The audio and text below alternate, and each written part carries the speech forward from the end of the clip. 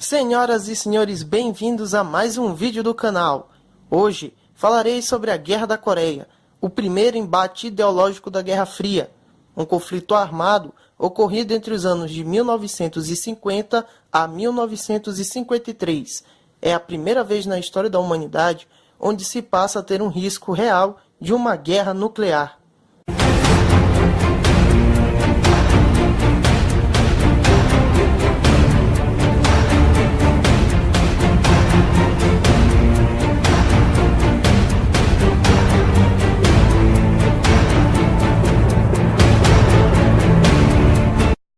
A Península da Coreia é uma região na Ásia Oriental.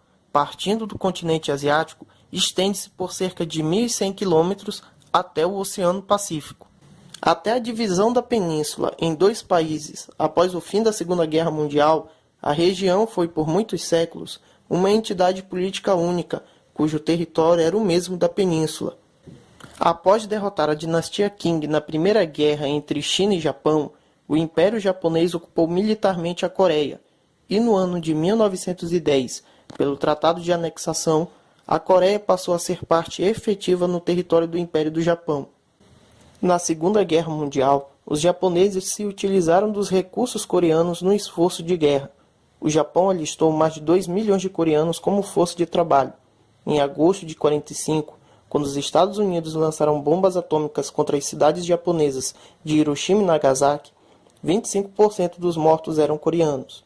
No fim da guerra, as potências mundiais negaram a posse da Coreia e da ilha de Taiwan aos japoneses. Na Conferência de Iata, feita em fevereiro de 1945, se decidiu que a Coreia entraria para a zona de influência soviética em troca do apoio desta na guerra contra o Japão. Ao fim do conflito na Europa, o Exército Vermelho ocupou a parte norte da Península Coreana, como havia sido acertado em acordo de 26 de agosto de 1945, mas detiveram seu avanço no paralelo 38. Em 8 de setembro de 1945, o general americano John R. Rodes chegou a Incheon para aceitar a rendição japonesa no sul do paralelo 38 e assumir o controle sobre o sul da Coreia. Em dezembro de 1945, a Coreia era administrada por uma comissão americano-soviética, como acertado na Conferência de Moscou daquele ano. Os coreanos foram deixados de fora das negociações, e a comissão optou pela independência da Coreia em 1950. Em 10 de maio de 1948, a Coreia do Sul convocou suas primeiras eleições gerais, que escolheram uma nova constituição, em 17 de junho, e como presidente Syngman Rhee em 20 de julho, formando um governo capitalista e anticomunista. Em 25 de agosto de 1948, foi a vez da Coreia do Norte ter eleições gerais, apresentando apenas um candidato por distrito eleitoral, onde Kim Il-sung se tornou presidente do país. Em 1948, os soviéticos deixaram o norte como havia sido acordado antes. As tropas americanas deixaram o sul em 1949. Em 25 de junho de 1950, mais de 200 mil soldados norte-coreanos atravessaram a fronteira, alegando que os sul-coreanos haviam lhes atacado e começaram a marchar rumo à capital Seul. O avanço norte-coreano foi rápido, com a capital sul-coreana sendo capturada em 28 de junho daquele ano. A situação na Coreia do Norte surpreendeu os Estados Unidos e seus aliados ocidentais, que estavam mais focados no leste europeu ocupado pela União Soviética após a guerra.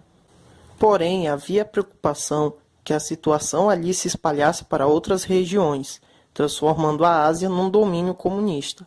Em 25 de junho de 1950, por meio da Resolução 82, aprovada por todos os membros do Conselho de Segurança da ONU, a invasão da Coreia do Sul foi condenada. Como reação a ela, no dia 27, por meio da Resolução 83, foi autorizada uma intervenção internacional liderada pelos Estados Unidos para pôr fim ao conflito na região.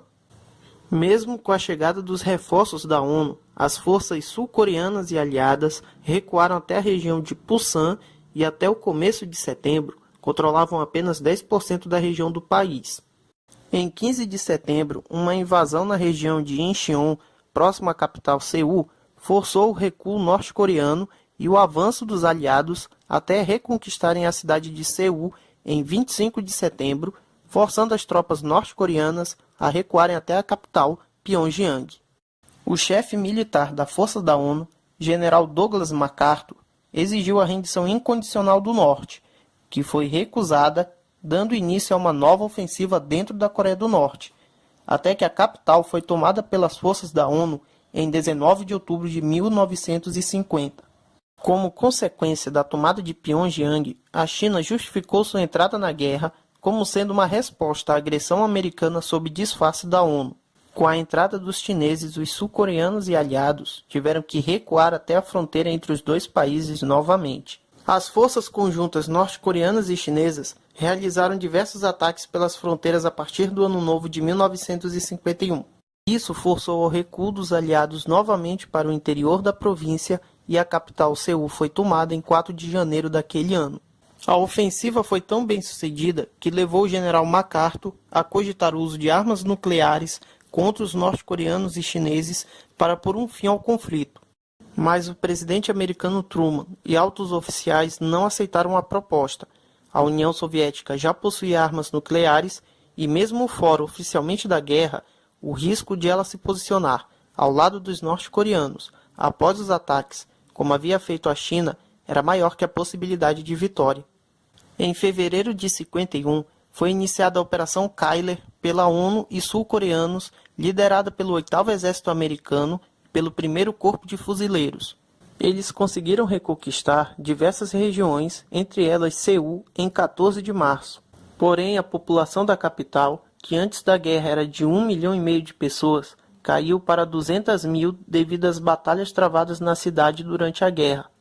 No dia 11 de abril de 51, o general MacArthur foi retirado do cargo de comandante das forças aliadas na Coreia. O motivo foi sua insistência no uso de armas nucleares e por criticar abertamente o fato do presidente e não dos militares decidir ou não usar esse tipo de arma.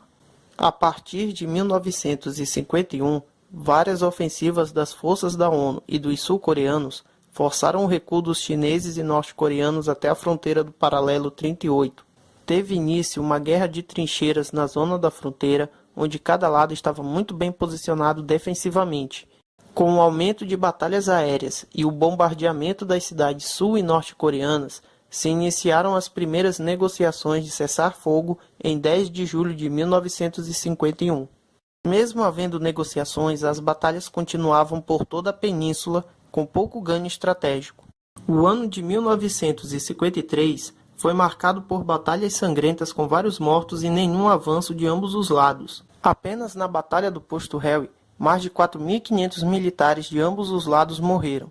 No dia 27 de julho de 1953, um armistício foi assinado por todos os envolvidos na guerra. Com isso, as hostilidades deveriam acabar imediatamente, a fronteira entre as duas Coreias passou a ser novamente o paralelo 38, o cessar-fogo previa a troca de prisioneiros de guerra e a criação da zona desmilitarizada entre os dois países, que fica em constante vigilância para se impedir a movimentação militar na fronteira. Mesmo assim, o acordo assinado não era um tratado de paz, o que faz com que os dois países continuem em estado de guerra até hoje e continuamente troquem ameaças. Estima-se que mais de 1.200.000 pessoas morreram na Guerra da Coreia, entre civis e militares. Senhoras e senhores, esse foi nosso vídeo de hoje sobre a Guerra da Coreia. Se vocês gostaram do vídeo, deixem seu like e compartilhem com os amigos. Grande abraço e até a próxima!